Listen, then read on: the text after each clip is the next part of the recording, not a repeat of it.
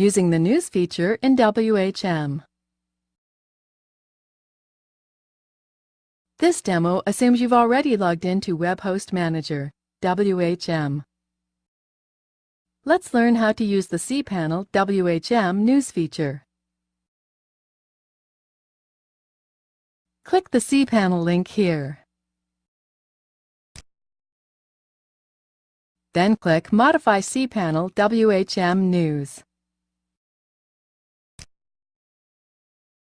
Whatever we type in this text box will appear on the main page of our customer's cPanel, all cPanel accounts that are in this reseller plan.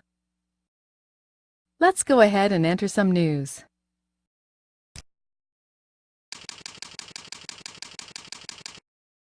Click the Save News button when finished. That's it! The text we just entered will appear in all cPanels in this reseller plan. Let's take a look. Click the List Accounts link here. Then click the cPanel icon for the anotherdomain.com account. Here you can see the text we just entered in the News section of WHM. It displays here on the left of the cPanel homepage. This is the end of the tutorial. You now know how to use the cPanel WHM News section of WHM.